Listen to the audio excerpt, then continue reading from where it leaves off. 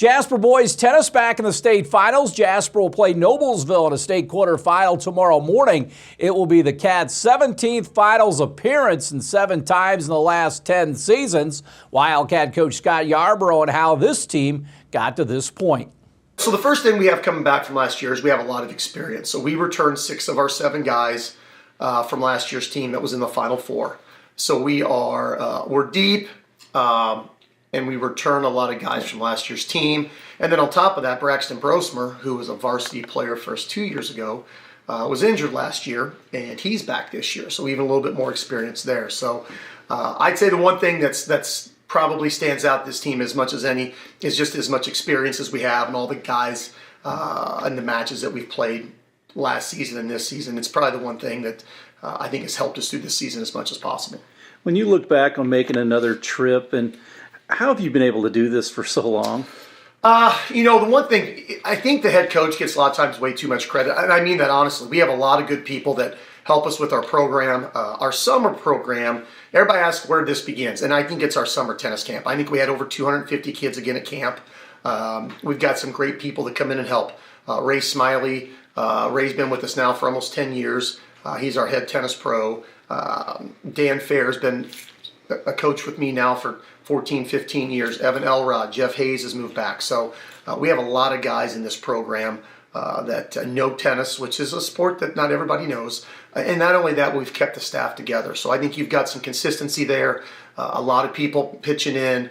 We've got some local guys that in the summer love hitting with our kids. And then we've got kids that are dedicated. We've got kids that put in the time.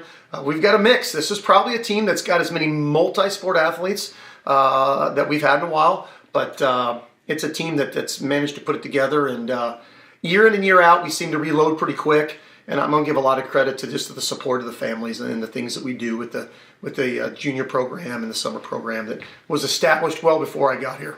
Speaking of well before you got here, what would your dad think about all this? We had the thing at the Calumet, honoring those first teams and how it started. What would he think about all this? The one thing Dad was more than anything was he was a Jasper Wildcat. He was excited. He loved coaching here. He loved teaching here. He loved teaching. He took his teaching and put it into his coaching.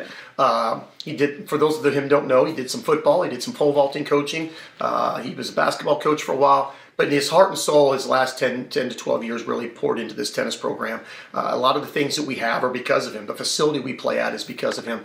The Hall of Fame and everything that goes into that, and the kids, what they're doing today, and this indoor facility that we have, I think he would be more than just flabbergasted by the fact that what we've pulled off, at least at Jasper High School. And he'd be very proud of where the program is today. We'll scout your opponent on Friday. Yeah, so very familiar, only because we played him last year. So for those people that don't know, there's 8 semi-state winners, and then it's a pull of the hat. I mean, it's random draw. Yeah. I think the draw is pretty fair. You've got 2 or 3 of the top 10 teams on the left side of the draw, 2 or 3 teams on the right side, top 10. We draw Noblesville.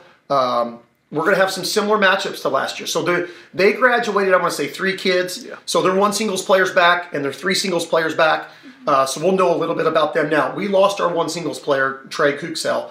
So Joel will move up and play 1. And I think Elliot at 2 singles will actually end up playing the same kid he played last year. We'll have a new 3 singles player, and they'll have a new one. I've got a couple nice scouting reports. Coaches in tennis usually share information.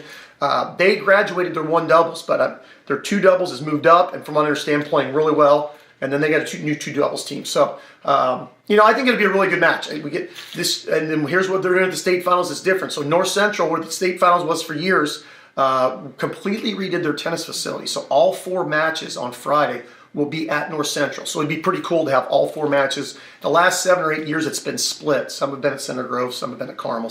But this year, all 4 matches on Friday, and it'll be at 10 a.m. It's going to be in the morning. We'll go up Thursday night and get ready to go. Cats and Millers tomorrow at North Central again at 10 a.m.